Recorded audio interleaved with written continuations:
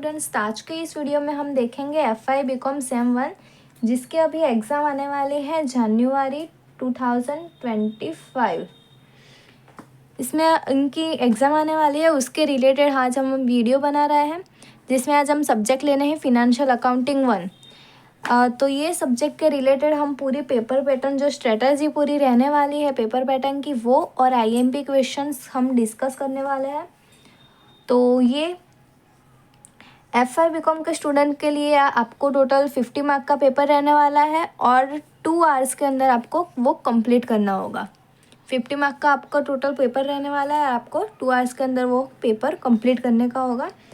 तो ये paper pattern के अंदर आपको क्वेश्चन नंबर 1, 2, 3, 4 एंड 5 टोटल आपको 5 क्वेश्चन देखने को मिलते हैं। और ये पेपर पैटर्न आपकी जो रहने वाली है वो NEP के अकॉर्डिंग आपकी पेपर पैटर्न है। NEP 2020 के अकॉर्डिंग आपकी ये पेपर पैटर्न है। इसके अकॉर्डिंग आपको 5 क्वेश्चन देखने को मिलेंगे और टोटल आपका 50 मार्क का क्वेश्चन रहने वाला है।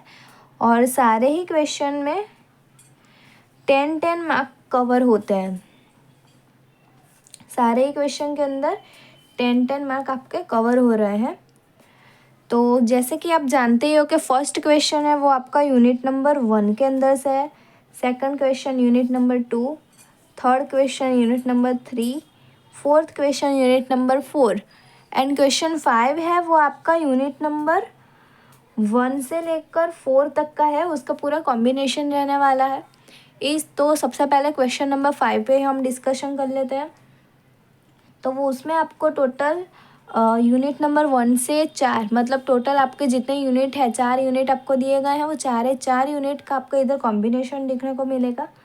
और ये क्वेश्चन नंबर 5 के अंदर आपको MCQ पूछे जाएंगे और अकाउंटिंग का पेपर है, आपको मोस्टली आपको MCQ पूछे जाने की चांसेस ज़्यादा है। और MCQ भी आपको कहाँ से प्रिपेयर करने होंगे, तो आपकी जो बुक है NEP के अकॉर्डिंग आपकी जो बुक है उसमें लास्ट में आप देख सकते हो कि उसमें आपको MCQ दिए गए होंगे, वही एक MCQ आपको करने हैं और उसी में से ही आपको ये MCQ पूछे जाएंगे। ओके, तो आपके सारे चैप्टर्स सारे यूनिट के पीछे आपको MCQ देखने को मिलेगा, वही आपको MCQ करने हैं। और ये टोटल आपको 10 मार्क का रहने वाला है और आपको टोटल 12 MCQ आपको दिए जाएंगे, उसमें से आपको 10 ही अटैम्प्ट करने होंगे। तो ज़्यादातर आप फर्स्ट 10 ही आप कवर करना, तो टोटल आपको 10 मार्क इधर ही आपके कवर हो जाएंगे। और इधर आपका पासिंग मार्क रहने वाला है 18 मार्क का। 18 मार्क्स है वो आपके पासिंग मार्क्स है। तो इसमें अगर आप सिर्फ आप पास होने के लिए अगर पढ़ रहे हो तो आप क्वेश्चन नंबर 5 मतलब जो MCQs हैं वो आप कर लीजिए, तो आपके पासिंग मार्क में से आपको 10 मार्क कवर हो ही जाएंगे। अगर आप MCQ अच्छी तरह से करते हो तो आपको 10 आउट ऑफ 10 आपको मिल जाएंगे और बाकी के 8 मार्क वो क्वेश्चन 1 to 4 में से आपको मिल ही जाएंगे, किसी भी तरह आप कवर कर ही लोगे। तो अब बात करते हैं क्वेश्चन नंबर 1 की।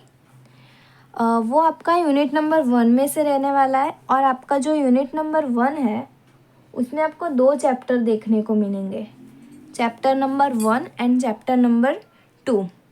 दोनों ही क्वेश्चन। सबसे पहले तो अब बात करते हैं कि सारे ही जो आपके यूनिट है उसमें थियरी और प्रैक्टिकल दोनों ही चीज़ आपको दी गई है। तो कौन से यूनिट में से कितनी थियरी कितनी प्रैक्टिकल पूछे जाएंगे सारे का डिस्कशन हम इधर करने वाले हैं। तो यूनिट नंबर जो आपका 1 है वो पूरा ही थियरिटिकल है, इसमें पूरे के पूरे थियरी ही है। तो क्वेश्चन नंबर 1 चैप्टर नंबर जो 1 है उसमें आपको जो थियरी दी गई है उसमें आप देख सकते हो कि आपको इधर 14 कॉन्सेप्ट अब तो दिए गए हैं, आपको वो 14 टोटल जो कॉन्सेप्ट दिए गए हैं वो सारे ही कॉन्सेप्ट IMP है। और उसमें से भी हम IMP निकाले तो एक से लेकर के जो 5 तक के जो आपके कॉन्सेप्ट हैं वो आपको करना ही है।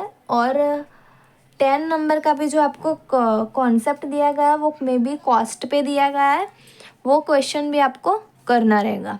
ये सारे ही IMP और जो मैंने IMP निकाले हैं वो आपके लास्ट पेपर आपके आगे जो पढ़ के गए हैं जो भी SY में उन लोग को जो पेपर में जो क्वेश्चन पूछे गए थे, कॉन्सेप्ट पूछे गए थे, वो सारे ही इधर कवर हो जाते हैं ये पेपर पैटर्न के अंदर।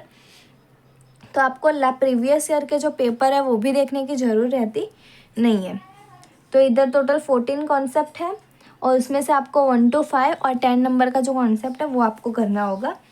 और जो एग्ज़ाम्पल है इसके रिलेटेड आपको जो एग्ज़ाम्पल भी दिए गए हैं, तो वो एग्ज़ाम्पल में आपको 8 नंबर का, 9 नंबर का और 10 नंबर का, उसमें जो एग्ज़ाम्पल दिया गया है, जिस तरह से आपको उसमें पूछा गया है कि ये कौन सा कॉन्सेप्ट है, तो वैसे क्वेश्चन आपको ये क्वेश्चन नंबर 1 के अंदर देखने को मिल सकते हैं।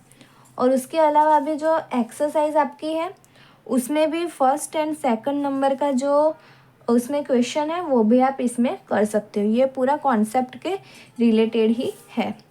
तो चैप्टर नंबर 1 है, 1 में आपको 14 कॉन्सेप्ट दिए गए हैं, वो आपको करने हैं। और जो उसमें सेकंड नंबर का जो टॉपिक दिया गया है वो भी आपको तो कवर कर लेना, वो भी पूरा थियोरिटिकल है। फिर देखते हैं चैप्टर नंबर 2 के अंदर, वो पूरा वाउचर का है, मतलब इसमें वाउचर का मीनिंग है और जो भी सारे आगे आपको जो छोटी मोटी चीज़ दी गई है वो आपको पढ़ लेनी है। और उसमें अगर एग्जाम्पल में देखें तो एग्जाम्पल नंबर 2 जो आपको दिया गया है वो आपको कर लेना है। इसमें आपको पूछा गया होगा कि ये वाउचर का नाम क्या है, वो सारे टाइप्स और वो सब है, वो सब आपको इसमें कवर कर लेना है। फिर अब बात करते हैं क्वेश्चन नंबर 2 की, वो भी आपका 10 मार्क का ही रहने वाला है। और अगर इसमें हम मार्क्स के अकॉर्डिंग अगर हम देखें तो आपको सभी क्वेश्चन के अंदर आपको 10 मार्क के भी क्वेश्चन दिए गए होंगे, 10 और 10 इस तरह से भी आपको क्वेश्चन पूछा जा सकता है।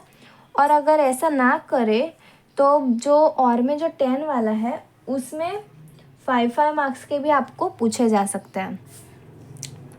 ठीक है, 5 मार्क के भी आपको पूछे जा सकते हैं। इधर हमको मार्क्स पे फोकस नहीं करना है, पर हमको थियरी पे फोकस करना है। क्वेश्चन किस तरह से वो पूछेंगे वो उस पर हमको इधर फोकस करना है। तो वो क्वेश्चन तो ऐसे 10 और 10 में ही ज़्यादातर पूछे जाते हैं। फिर आगे देखते हैं क्वेश्चन नंबर 2 जो यूनिट नंबर 2 में से है, उसमें भी आपको बहुत सारे चैप्टर्स देखने को मिलेंगे। तो उसमें अगर हम देखें तो चैप्टर नंबर 6, 7, 8 और 9, 6, 7, 8 और 9 ये पूरा प्रैक्टिकल है। और इसमें से ये 9 नंबर का जो चैप्टर है फाइनल अकाउंट वो आईएमपी है, वो लास्ट ईयर भी यही पूछा था, तो ये आप सबसे पहले करके जाना। और बाकी के ये भी सारे आईएमपी है, पर आप फोकस ज़्यादा इसमें करना। और जो 4 नंबर का है उसमें आपको जनरल एंट्रीज दी गई है, वो भी आप करके ही जाना, वो भी इजी है। और ये जो फाइनल फिनेंशियल अकाउंट है उसमें आपको जो सारे चैप्टर्स दिए गए हैं वो सारे आप आगे 11th-12th में पढ़ कर ही आए हो, तो आपको इधर इजी ही रहने वाला है। तो आप चैप्टर नंबर 6, 7, 8 और 9 ये आप कर ही लेना। और 9 में आईएमपी है, वो लास्ट ईयर भी पूछा गया था और ये आपको 10 मार्क्स में पूछा जा सकता है, पूरे के पूरा 10 मार्क्स में आपको पूछा जा सकता है। 4 नंबर में आपको जनरल एंट्रीज दी गई है, वो भी आप कर सकते हो। इसमें भी सेम वैसा ही रहने वाला है। अगर ये आपको फाइनल अकाउंट पूछते हैं तो वो पूरा ही 10 मार्क का पूछ लेंगे। और उसके अलावा जो आगे के जो चैप्टर्स पूछेंगे तो आपको 5 मार्क के भी हो सकते हैं, या तो फिर 6 मार्क के भी हो सकते हैं।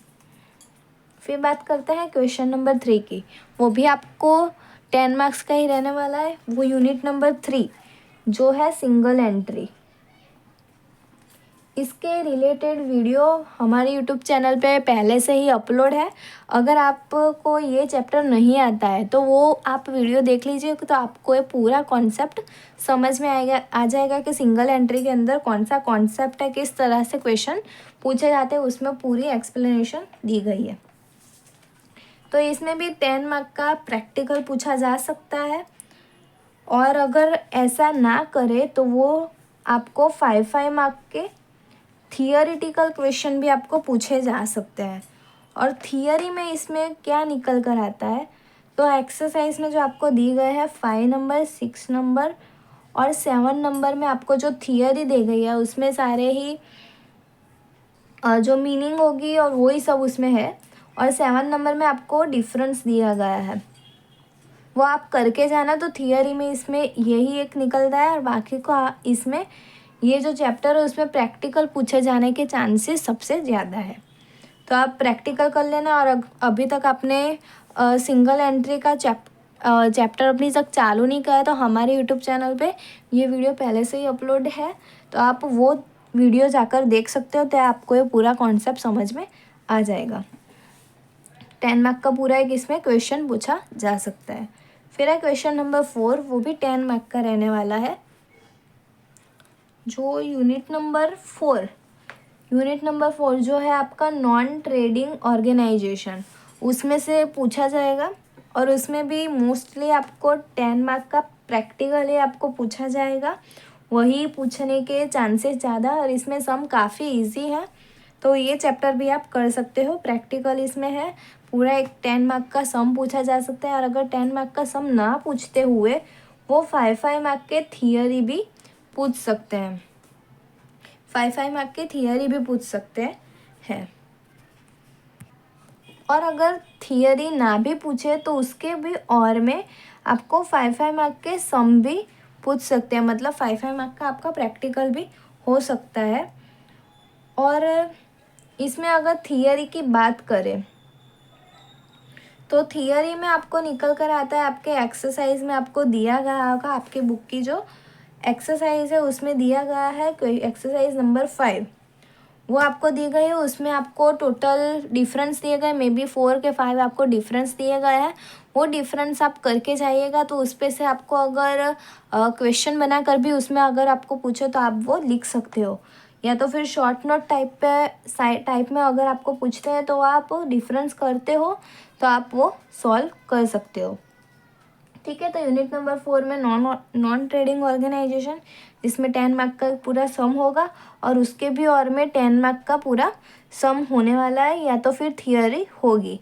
ठीक है, और क्वेश्चन नंबर 5 में एमसीक्यू पूछे जाएंगे, जो आपके बुक के लास्ट में आपको यूनिट के लास्ट में आपको एमसीक्यू दिए गए हैं, वो आप कर सकते हो। टोटल 12 एमसीक्यू पूछे जाएंगे, उसमें से आपको 10 ही अटेम्प्ट करने होंगे।